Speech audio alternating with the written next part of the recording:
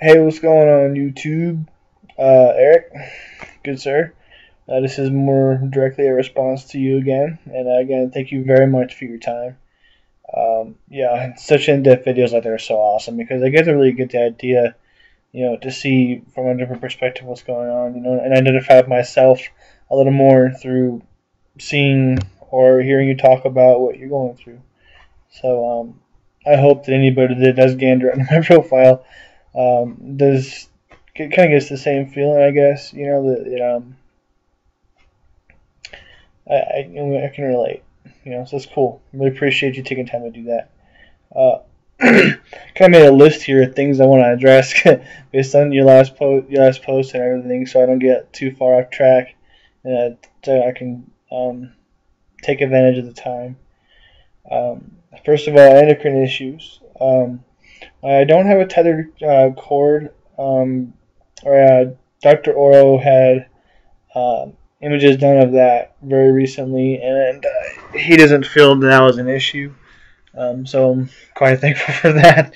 Very thankful for that. So I looked into that. So no problem there. Surprisingly, due to being on growth hormone and everything most of my entire life, except for 9 years of it, and probably the first 4.5 years of my life also. So do the math. You understand. The 13 years of my life out of 30, most of my life. I'm really surprised it didn't have much of an effect as far as skeletal structures and all that, But essentially, what happened is, my pituitary gland does not work. You would think that as an adult you don't need that growth hormone, but you do. He's off with the glasses again. Well, I can't see anything. Deal with the glare. I apologize, people insert.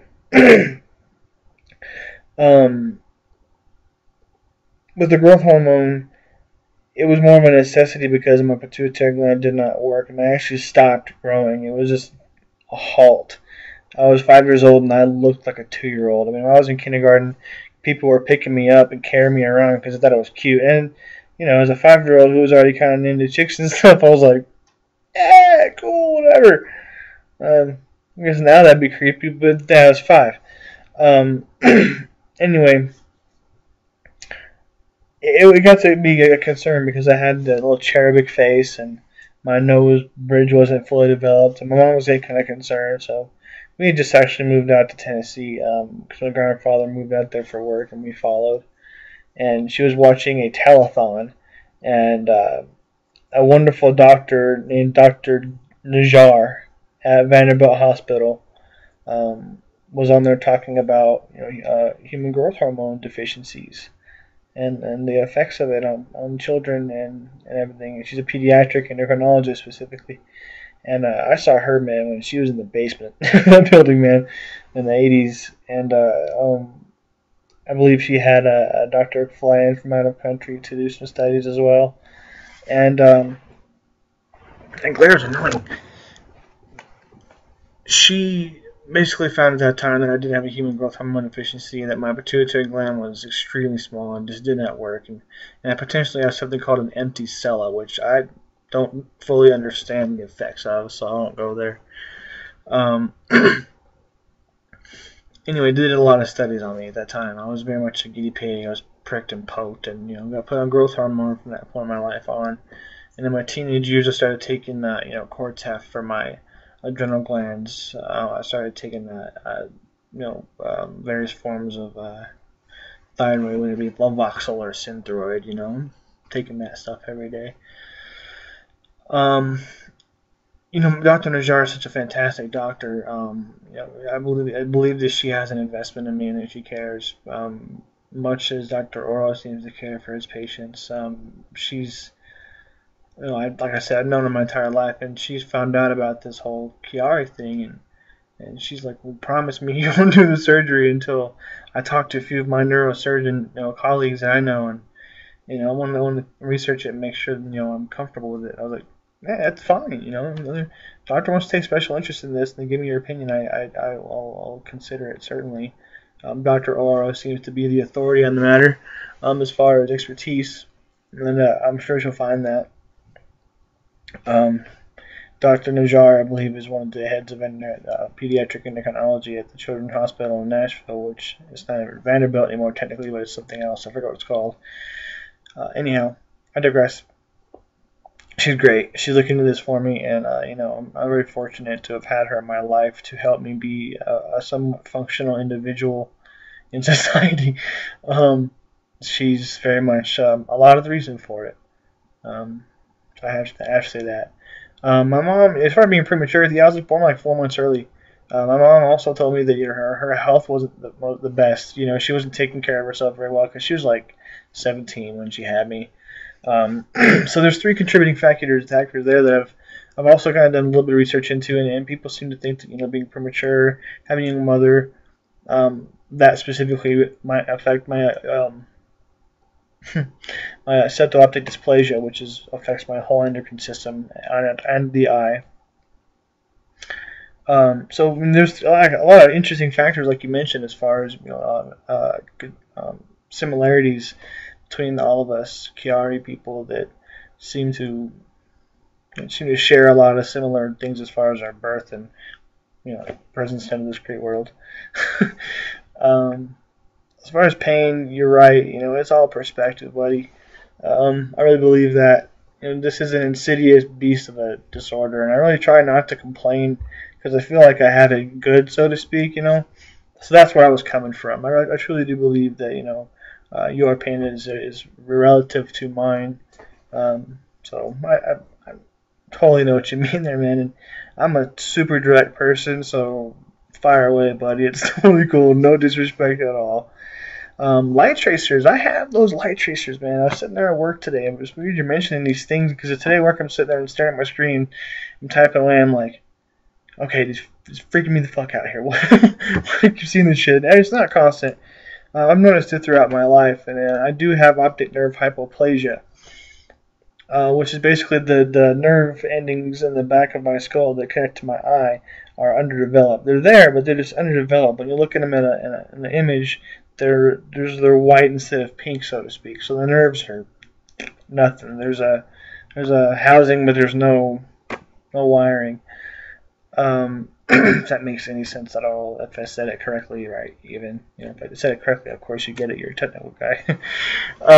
Anyhow, I have that. It's pretty interesting you mentioned it, but I have optic nerve hypoplasia due to the having septal-optic dysplasia and everything. Being born early probably affected that, but it's pretty interesting you mentioned those things.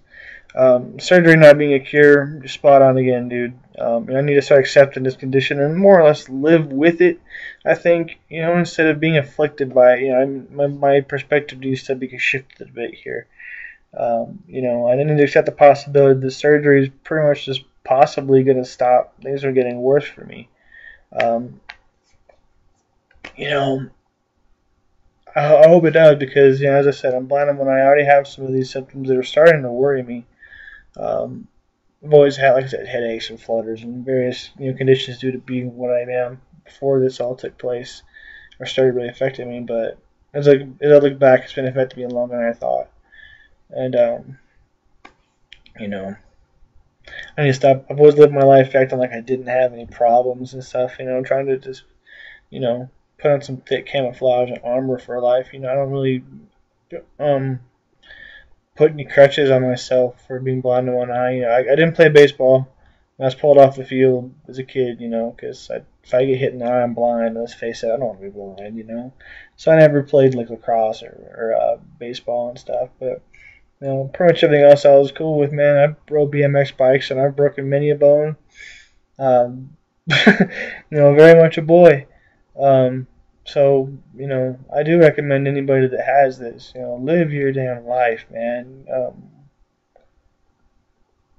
It's the single window to this world you're going to get. So you might as well, try to do what you can. I say that even as a person that's sitting at home right now because his wife is out with his family because he has no energy to go anywhere. But do as I say, not as I do. Anyhow, let's not get too far here. I need to probably separate this video again. As far as the doctor's role in our lives, you're dead on.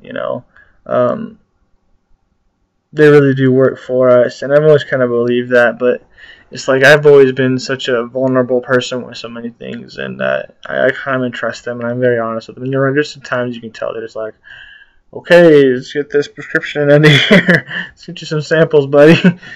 You know,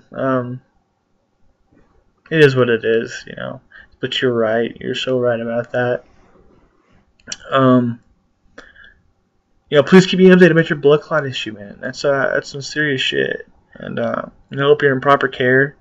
Obviously, it seems like you are, because you're obviously very much in control of your health, and that's more important than some people realize. I think I don't have a lot of control over the Chiari thing as far as learning to work with it instead of having it work against me and everything I'm doing. Maybe that's just part of it. Probably is. Anyhow, keep me updated about that, man. It's serious stuff. With Dr. Oro, I trust him completely. His approach with me was more direct and to the point. Yeah, he didn't really sugarcoat things with me. Maybe, like I said, it was more direct to the point. And I think because as he was talking to me, I was kind of responding on what I believe would be on his level, and he at that point has kind of shifted, the approach to talking to me. He probably got that I got it.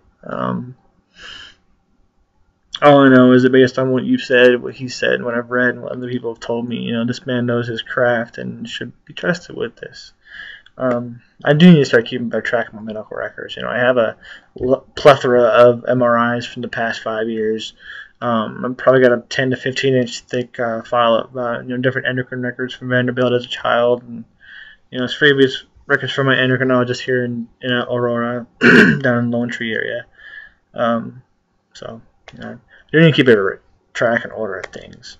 So we definitely need to do that, and probably a fireproof thing wouldn't hurt in case something happens, and you never know. I'm losing my track of mind here.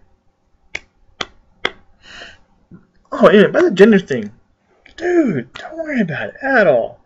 I mean, seriously, it's an honest mistake, and I take no offense to it whatsoever. Your intentions are extremely genuine, and you're trying to help me here, and that's rare in this world. And I think a lot of people will agree with that. It's a simple misunderstanding, and it will be overlooked. Dude, don't worry. Like I said, I had gynecomastia. I technically had boobies, so whatever, dude. I had menopause for 3 months.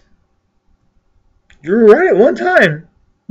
Anyway, that's probably not funny to some people, like it is to me. But anyway, it's honest mistake, dude. Don't worry about it. Seriously, no transgression.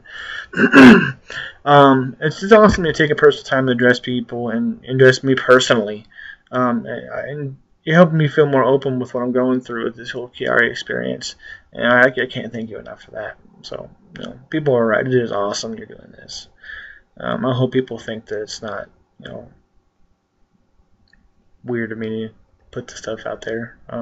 I know you don't. I appreciate that. I don't know. I'm self-conscious. So anyway, let's not get too into it. I do tend to vent and bitch on Facebook a lot. So that's my kind of outlet. My outlet really. I post on a Tumblr page that nobody knows about. But I do bitch. I immediately get over it though. I love to steam out and move on, man. You just can't let that shit collect and stew and reflect on it forever, man. You gotta bitch and get over it. If you can't get any enlightenment out of what you're complaining about, what's the point? What's the point? So it digitally sticks around though, so I should think about that when I post stuff. I am gonna stop here and repost a different video, part dos. Hopefully it doesn't turn into a part tray. But anyway, thanks for watching this part, guys. You guys are awesome, and thanks for watching.